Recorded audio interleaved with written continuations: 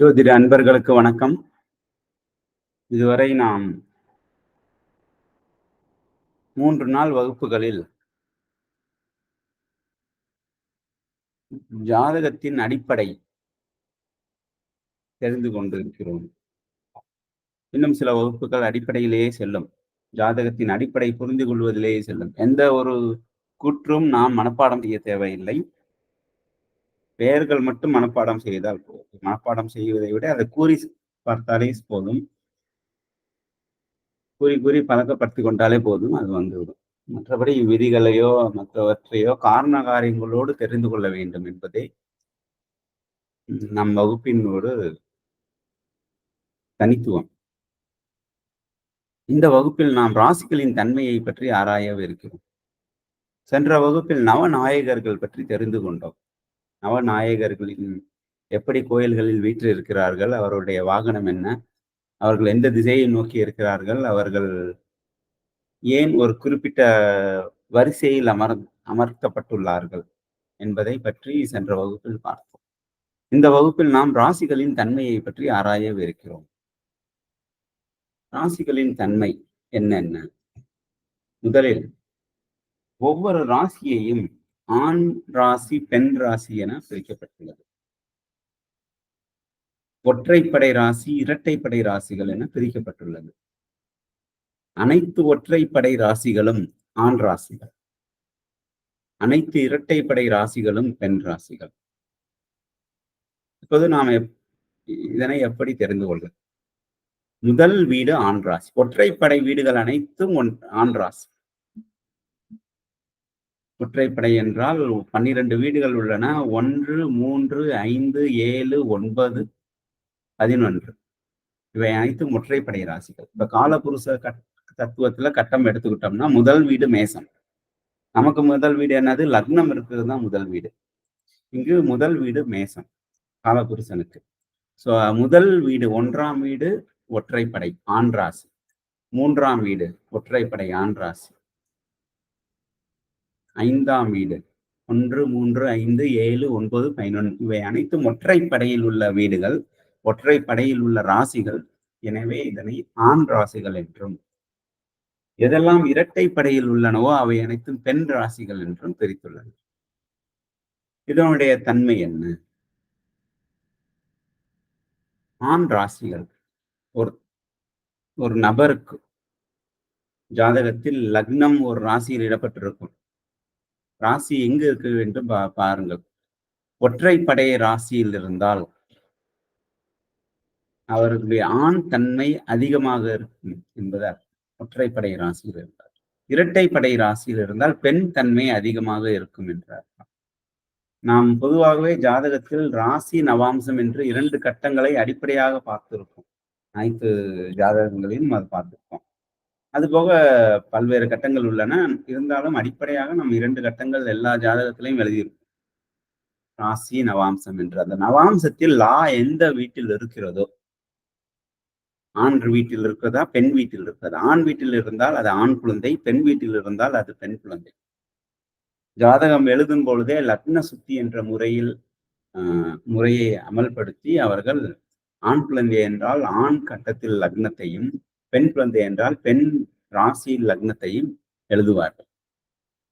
அதை நாம் ஜாதகம் கணிக்கும் பொழுது அதனை தெரிந்து கொள்ளலாம். அவர்கள் ஜாதகம் கணிக்கும் பொழுது லக்ன சுத்தி என்ற முறையில் நவாம்சத்தில் எந்த வீட்டில் லக்னம் இருக்கிறது என்று பார்க்கவும். அது ஆண் ராசியா, பெண் ராசி? ஆண் ராசி ஆனால் ஆண் குழந்தை, பெண் ராசி என்றால் பெண் குழந்தை.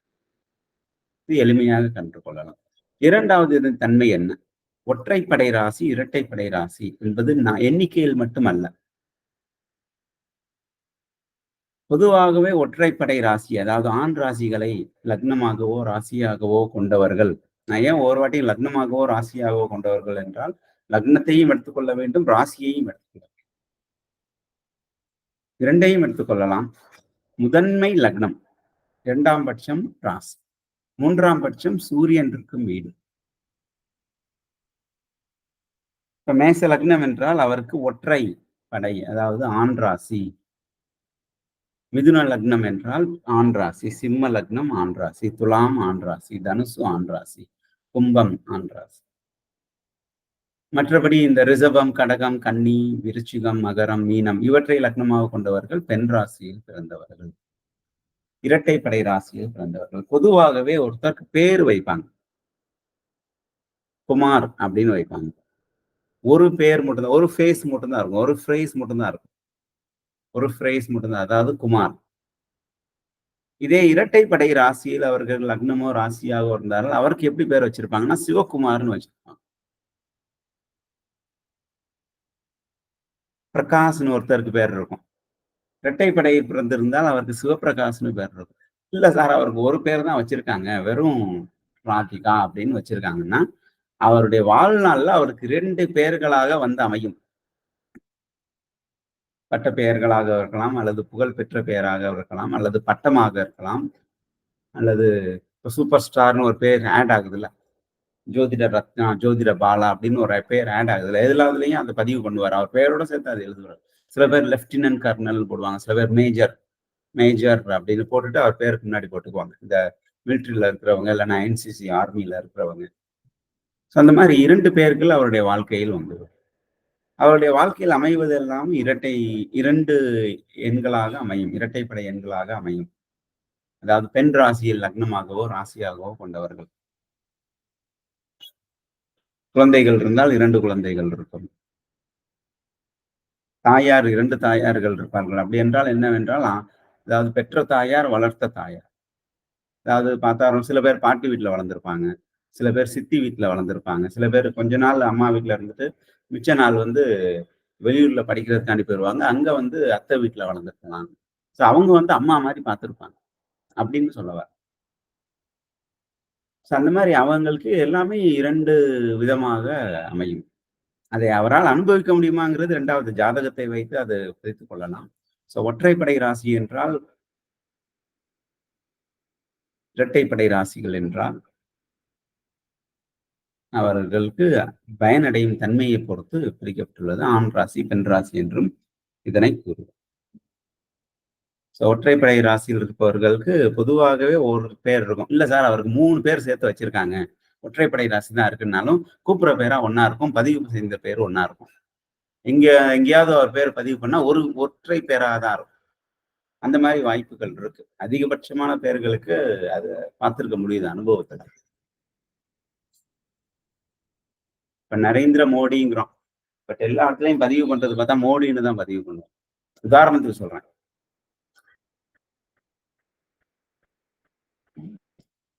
ஸோ அந்த மாதிரி 2 பெயர்கள் இருந்தாலும், ஒருவேளை ஒற்றைப்படை ராசியில் அவர் பிறந்திருந்தார்னா, 2 பெயர்கள் அல்லது 3 பெயர்கள் இருந்தாலும், ஒற்றைப்படை ராசியில் பிறந்திருந்தா அவருக்கு வந்து ஒற்றையிலே அமையும். ஸோ இந்த மாரி வந்து பல அடிப்படை தத்துவங்களை இதை வைத்தே பிரித்துக் கொள்ளலாம். ஆண் தன்மை மிகுந்திருக்கும், பெண் தன்மை மிகுந்திருக்கும், பெண் ராசியில் பிறந்தவர்களுக்கு, ஆண் ராசியில் பிறந்தவர்களுக்கு ஆண் தன்மை மிகுந்திருக்கும் அப்படி என்று பிரித்துக் கொள்ளலாம். அடுத்ததாக நம் உடல் உறுப்புகள். அதாவது ஒவ்வொரு ராசிக்கும் உடல் உறுப்புகளை வகுத்துள்ளார்கள். அதாவது நமக்கு லா எங்க இருக்கோ அதுதான் தலை. லா நம்ம ஜாதகத்துல லா எங்க இருக்கோ அதான் தலை. இது வந்து காலபுருஷனுக்கு போட்டதுனால மேசம் முதல் வீடாக கொண்டதால் மேசத்தில் தலை என்று எழுதப்பட்டுள்ளது. 2ஆம் வீடு, அதாவது லக்னத்துக்கு அடுத்த வீடு முகம். 3ஆம் வீடு கழுத்து. இதுல லூ போடுறதுக்கு லா போட்டாங்க. கழுத்து இது வெப்சைட்ல இருந்து எடுத்ததுனால மன்னிக்கவும். 3வது மார்பகம். 4ஆம் வீடு மார்பகம். 5ஆம் வீடு மேல் வயிறு. வயிறுன்னே சொல்லலாம். பொதுவாக வயிறு 5ஆம் வீடு. வயிறு தான் குழந்தை உற்பத்தியாகி பிறக்கும் இடம். அதனாலதான் அது 5ஆம் இடம்னு சொல்றோம். 5ஆம் இடம் புத்திரஸ்தானம்னு சொல்றது அதான் காரணம். 6ஆம் இடம் அடிவயிறு. அடிவயிறு. 7ஆம் இடம் இடுப்பு பகுதி. ஒரு வாழ்நாளை 2 கூறாக பிரிப்பது 7ஆம் இடம். அதனாலதான் அங்கு திருமணத்தை வைத்தார்கள். 7ஆம் ஸ்தானம், 7ஆம் பாவம். 8ஆம் பாவம் பிறப்பு உறுப்புகள். ஆணாக இருந்தாலும் சரி, பெண்ணாக இருந்தாலும் சரி பிறப்பு உறுப்புகள். 9ஆம் பாவம் தொடை, தொடை பகுதி. ஒருத்தருக்கு புகழ் சேர்க்கும் பகுதி. 10ஆம் பாவம் முழங்கால். ஒருத்தர் நிக்கிறதுக்கு முழங்கால் நல்லா இருக்கணும். எல்லாமே நல்லா இருக்கணும். முழங்கால் நல்லா இல்லன்னா, எல்லாமே நல்லா இருந்து முழங்கால் நல்லா இல்லன்னா அவரால நிக்க முடியாது. அதனால தான் 10ஆம் இடம் கர்மஸ்தானம்னு சொன்னாங்க. முழங்கால். 11ஆம் இடம் கணுக்கால். 12ஆம் இடம் பாதம். இவ்வாறு ஒரு ராசி மண்டலத்தையே, அதாவது அண்டத்தில் உள்ளது பிண்டம், பிண்டத்தில் உள்ளது அண்டம் என்கிற பழமொழிக்கு ஏற்ப, ராசி மண்டலத்தில் உள்ளது அனைத்தும் ஒவ்வொரு உயிரினங்களிலும் சரிவர பிரிக்கப்பட்டுள்ளது. நமக்கு எங்க இருக்கோ அதுதான் தலை. 2ஆம் இடம் முகம், 3ஆம் இடம் கழுத்து, 4ஆம் இடம் மார்பகம், 5ஆம் இடம் வயிறு, 6ஆம் இடம் அடிவயிறு, 7ஆம் இடம் இடை, 8ஆம் இடம் பிறப்புறுப்பு, 9ஆம் இடம் தொடை, 10ஆம் இடம் முழங்கால், 11ஆம் இடம் கணுக்கால், 12ஆம் இடம் பாதம். இது ஒவ்வொரு ஜாதகத்திலையும் நாம பிரிச்சுக்கலாம். எந்த பாவத்துல ராகு, கேது, சனி போன்ற பாவ கிரகங்கள் இருக்கோ, அங்கு தழும்போ அல்லது ஒரு வடுவோ இருக்கும். அந்த ராகு, கேதுவோ, சனியோ மற்ற ஏதாவது ஒரு பாவ கிரகமோ இருந்து குரு பார்த்தார்ன்னா, அந்த தழும்பு பெருசா ஒரு பாதிப்பை இருக்காது. பாதிப்பு ஏற்படுத்தாது அல்லது பெருசா தெரியாது. அது ஒரு அழகுற அமைந்த தழும்பாக இருக்கும். சில பேர் முகத்துல, மூக்கு பக்கத்துல ஒரு தழும்பு மாரி இருக்கும். பார்த்தா ஆனா ரொம்ப அழகா இருக்கும். அதே தழும்பு இன்னொருத்தருக்கு ரொம்ப அசிங்கமாவும் இருக்கும். ஏன்னா, அவர் 2 பேருக்குமே பாவக்கோள்கள் 2ஆம் இடத்துல உட்கார்ந்திருக்கும். முகம் இடத்துல உட்கார்ந்திருக்கும். ஆனாலும் ஒருத்தருக்கு பாவக்கோள் உட்கார்ந்து குரு பார்த்திருக்கலாம். நல்ல சுபக்கோள்களுடன் சேர்ந்திருக்கலாம். அந்த வீட்டின் அதிபதி வேற எங்கேயாவது நல்முறையில் வீற்றிருக்கலாம். அப்படி இருக்கிறப்ப அந்த தழும்பு இல்லன்னா அந்த வடு வந்து அழகாக தெரியும். இல்லை பாவக்கோள் மட்டும் உட்கார்ந்திருக்கு. எந்த நல்ல கிரகமும் பார்க்கல அப்படிங்கிறப்ப, எந்த பகுதியில உட்கார்ந்திருக்கோ அந்த பகுதியில ஒரு தழும்பு.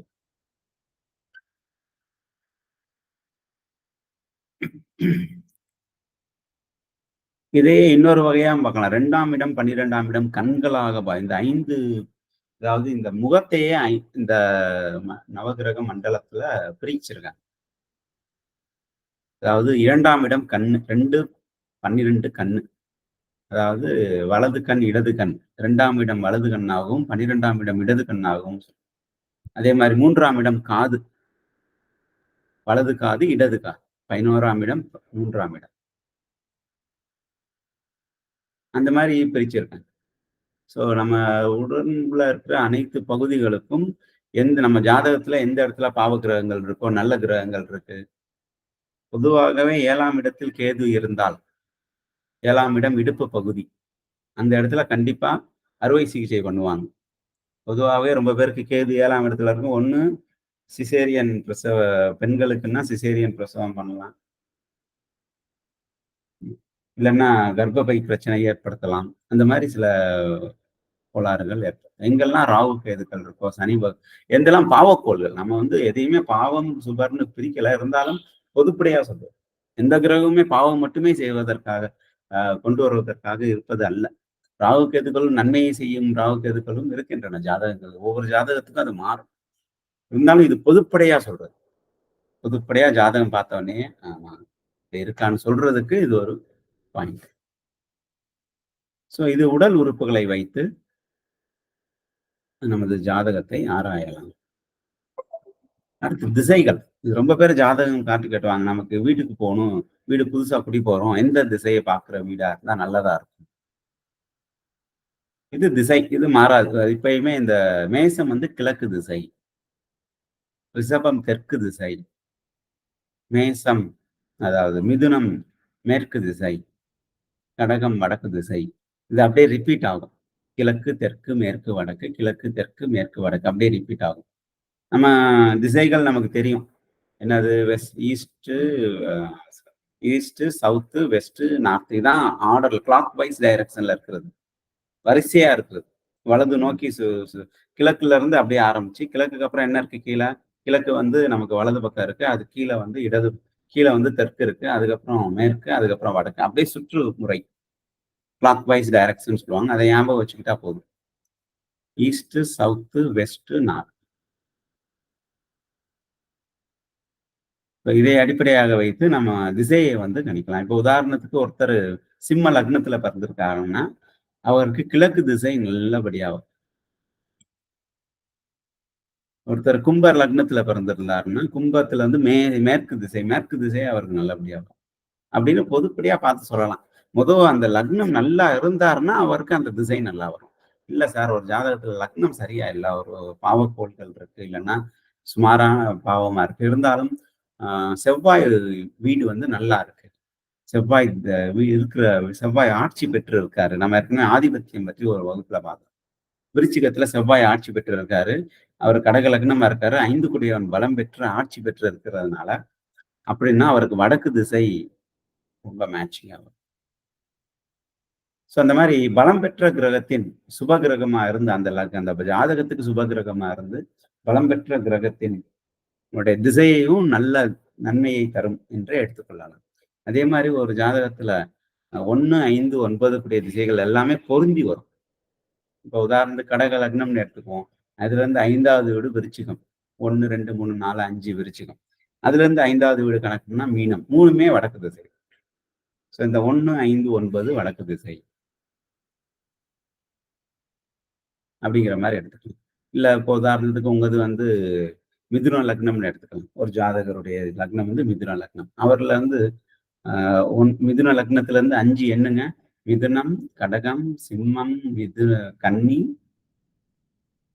துலாம். துலாமும் மேற்கு தான் வரும். 5வது. அங்கருந்து இன்னொரு 5 எண்ணுங்க. அதாவது 9வது வீடு எண்ணுங்க. மேசத்திலிருந்து 9 அதாவது மிதுனத்திலிருந்து 9வது வீடு எண்ணுனோம்னா, மீனம் வரும். வ மீனம் இல்ல, கும்பம் வரும். அப்ப அதுவும் மேற்கு. இந்த மாரி 1, 5, 9வது வீடுகள் எப்பவுமே ஒரே திசையை நோக்கி இருக்கும். அதனால பொதுவாவே லக்னம் எந்த வீட்ல இருக்கோ, அந்த திசை அவருக்கு வந்து பொருந்தும் அப்படின்னு சொல்லிடலாம். இந்த 1, 5, 9 தான் ஒருத்தர் வந்து பிறவி எடுத்து அனுபவித்து மீண்டும் அந்த வினைகளை மறுபிறவிக்கு கொண்டு போவதற்கான ஸ்தானங்கள் 1, 5, 9. இதை வைத்து நாம் திசைகளையும் சொல்லலாம். ஒருத்தருக்கு இந்த திசையில போனா நன்மையை தரும். இந்த திசையில் போனா தீமையை தரும். அப்படிங்கிறதெல்லாம் சொல்றாங்க இல்லையா? சில நேரத்துல சொல்லுவாங்க, வடக்கே சூலம், தெற்கே சூலம்னு சொல்லுவாங்க. கிழக்கில் நோக்கி சென்றால் வெற்றி வாகை சுடுவாய் அப்படின்னு சொல்லுவாங்க. இது எல்லாமே அந்தந்த அன்னைக்கு நடக்கிற கிரக பெயர்ச்சிகள், கிரக சூழல்கள் வைத்து அவங்க வந்து ஜாதகம் கணிப்பது. இந்த திசைகள் நம்ம வந்து ஞாபகம் வச்சுக்கணும். இது மனப்பாடம் பண்ண தேவையில்ல. ரொம்ப எளிமை. நம்ம 4 திசைகள் தெரியும். 4 திசையுமே கிளாக் வைஸ் டைரக்ஷன்ல வரும். கிழக்கு, தெற்கு, மேற்கு, வடக்கு. அப்படியே ரிப்பீட் ஆகும். இது ஒவ்வொரு லக்னத்துக்கும் திசைகள் மாறுமான்னா மாறாது. இது ஃபிக்ஸ்டு. இப்ப ரிஷப லக்னம்னா தெற்கு.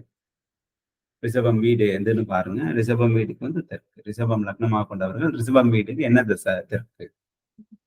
மீன லக்னம் கொண்டவர்கள் மீனத்துக்கு வடக்கு திசை. தனுசு லக்னமாக கொண்டவர்கள் கிழக்கு திசை அப்படின்னு 4 மூலைகள் பார்த்தாலே தெரியும். 4 மூலைகள்.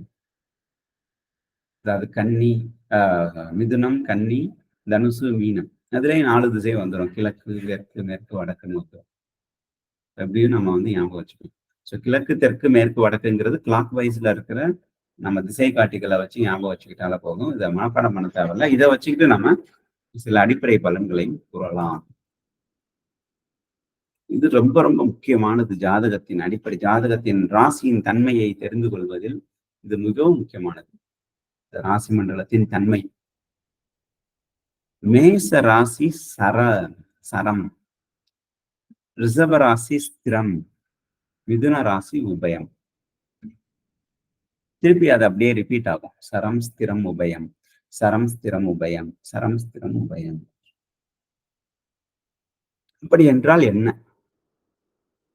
சரம் என்றால் வேகமானது, துடிதுடிப்பானது. ஒரு இடத்துல உட்கார முடியாது அவன். ஸ்திரம் என்றால் விவேகமானது, ஸ்திரத்தன்மை வாய்ந்தது. அதாவது நிலைத்த தன்மையை எதிர்பார்ப்பது. கான்சென்ட்ரேஷன் நல்லா பண்ணுவார்.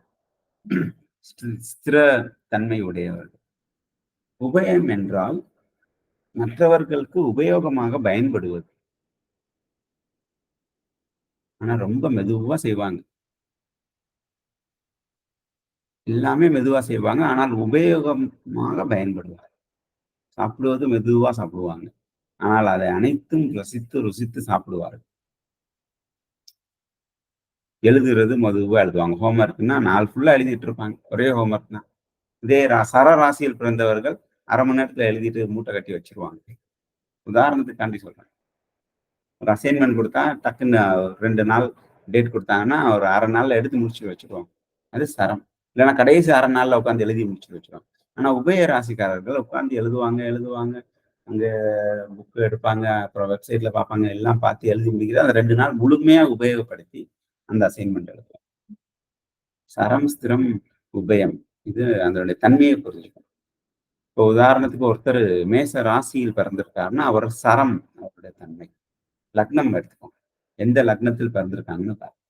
விருச்சிகத்துல பிறந்திருக்குன்னா ஸ்திரத்தன்மை. கன்னியில் பிறந்திருந்தா உபயத்தன்மை. 4 மூலைகளும் உபயம். 4 மூலைகள் என்னென்ன இருக்கு? நான் முதல்ல சொன்ன மாரி மிதுனம், கன்னி, தனுசு, மீனம். இந்த 4 மூலைகளும் உபயம் ராசியில் பிறந்தவர்கள். இது எளிமையா ஞாபகம் வச்சுக்கலாம். சரம், ஸ்திரம், உபயம் திடீர்னு கன்ஃப்யூஸ் ஆச்சு. எது எது கடைசின்னு கன்ஃப்யூஸ் ஆச்சுன்னா, நம்ம சொல்லி சொல்லி பார்த்தாலே வந்துரும் ஒண்ணு. இன்னொன்னு 4 மூலைகள் உபய ராசிகள். இந்த 4 மூலைகளில் லக்னமோ, ராசியோ இருந்துச்சுன்னாலே அவங்க மெதுவா தான் பண்ணுவாங்க. ஆனால் முழுமையாக அனுபவித்து செய்வார்கள். மற்றவர்களுக்கு பயன்படும் வகையில் இருப்பார்கள். இந்த உபய ராசிகளில் கிரகங்கள் இருந்தாலே, நம்மள சுத்தி ஹெல்ப் பண்றதுக்கு ஆட்கள் இருப்பாங்கன்னு அர்த்தம். அந்த ஜாதகரை சுத்தி. உங்க ஜாதகம் எடுத்து பாருங்க. இந்த 4 மூலைகளில் கிரகங்கள் இருந்தாலே, அப்படின்னா உபய ராசிகளில் கிரகங்கள் நல்ல கிரகமோ, தீய கிரகமோ இருந்துச்சுன்னா, உங்களுக்கு ஹெல்ப் பண்றதுக்கு ஆள் இருக்காங்கன்னு. சரம் மிகவும் வேகமாக செய்பவர். துடிதுடிப்பு மிக்கவர்கள். ஒரு இடத்துல நிரந்தரமா இருக்க மாட்டாங்க. மாறிக்கிட்டே இருப்பாங்க. ஒரே பஸ் ஏறி போலாம். 3/4 மணி நேரம் ஆகும். ஆனா அந்த பஸ் வர்றதுக்கே 1/4 மணி நேரம் ஆகும்னு சொல்லிட்டாங்க. 3/4 மணி நேரம் டிராவல் பண்ணணும். அவரு என்ன பண்ணுவாருன்னா, 2 பஸ் மாறி மாறி போனா கூட பரவால்ல. நம்ம பயணத்திலேயே இருப்போம்னு மாறி போவார். அவர் சரம். விஸ்திரம் கொஞ்சம் யோசிப்பார். 2 பஸ், 3 பஸ் மாறி போற சமயத்துல கொஞ்சம் இங்க வெயிட் பண்ணி ஒரே பஸ்லயே போயிடலாம் அப்படின்னு நினைப்பார். வெயிட் பண்ணி பார்ப்போம். கொஞ்ச நேரம் தானே அப்படின்னு நினைப்பார். உபயம் அப்படியும் இல்ல. 10 நிமிஷம் ஆனாலும், 20 நிமிஷம் ஆனாலும், 1/2 மணி நேரம் ஆனாலும், 1 மணி நேரம் ஆனாலும் சரி, நான் வெயிட் பண்ணி அந்த பஸ்லயே போறேன். உட்கார்ந்து ஃப்ரெண்ட்ஸ் கூட பேசிட்டே இருக்கேன். நான் எங்கேயாவது ஒரு டீ சாப்பிட்டு மெதுவா அடுத்த பஸ் வந்த உடனே ஏறி போறேன். ஒருவேளை அந்த பஸ் கூட்டமா வந்துருச்சுன்னு வச்சுக்குவோம். பரவால்ல. அடுத்த பஸ் கூட வரட்டும்னு வெயிட் பண்ணுவான். அதான் உதயம். சோ அதனால எதுவுமே தீய தன்மை, நல்ல தன்மை என்பதே இல்ல. அந்தந்த கால சூழலுக்கு ஏத்த மாரி அவர்கள் அந்த ராசியில் பிறந்து அந்த தன்மையை வெளிப்படுத்துவார்கள். சில பேருக்கு லக்னம் சரம்ல இருக்கும். ராசி ஸ்திரத்துல இருக்கும். அதுவும் நல்லது. அதாவது ஆன்மா துடிதுடிப்பாகவும், உடல் இந்த ராசியா என்று சொல்லக்கூடிய சந்திரன் உடல் அல்லது மனம் ஸ்திரத்தன்மையிலும் இருந்துச்சுன்னா நல்லது. ரொம்ப யோசிப்பாரு. ரொம்ப பண்ணணும்னு யோசிப்பாரு. அட்லீஸ்ட் அதுல பாதியாவது பண்ணுவாரு. சோ இந்த மாரி லக்னம், ராசியை வைத்து இந்த சரம், ஸ்திரம் தன்மையை நாம் முழுமையாக பிரித்து ஆராயலாம். இதனுடைய வகுப்பு இதோட முடியல. நான் அடுத்தவருடைய தொடர்ச்சி இதிலிருந்தே ஆரம்பிக்கும். இது ரொம்ப ரொம்ப முக்கியம். இதை அடிப்படையாக வைத்துதான் அடுத்த வகுப்பில் ஏன் கிரகங்கள் ஒரு குறிப்பிட்ட ராசியில் மட்டும் உச்சம் அடைகிறது? ஏன் கிரகங்கள் ஒரு குறிப்பிட்ட ராசியில் மட்டும் நீசம் அடைகிறது? என்பதை பற்றி அடுத்த வகுப்பில் தெரிந்து கொள்ள உள்ளோம். அதனுடைய காரண காரியத்தை தெரிந்து அதனால மனப்பாடம் பண்ண தேவையில்லை. உச்சம் அடையும் ராசிகள், சூரியன் உச்சம் அடையும் ராசி மேசம் அப்படின்னு மனப்பாடம் பண்ண தேவையில்ல. ஏன் எதுக்குன்னு நம்ம காரண காரியம் தெரிஞ்சிருச்சுன்னா, அதுக்கப்புறம் நம்ம படிச்சோம்னா, அது புரிதலுக்குள்ள வந்துரும். அதுக்கப்புறம் நம்ம மனசுலயே நின்றும். இத்துடன் இன்றைய வகுப்பு முடிவடைகிறது. அடுத்த வகுப்பில் இதனுடைய தொடர்ச்சியாக சரம், ஸ்திரம், உபயம் பிளஸ் பஞ்சபூதங்களின் தத்துவம் அதனுடன் இணைத்து உச்சம், நீசம், கிரகங்களின் உச்சம், நீசம் அடைவதற்கான காரணங்கள் என்ன என்ன என்பதையும் ஆராயவிருக்கிறோம் வரும் வகுப்பில். வாழ்த்துக்கள்.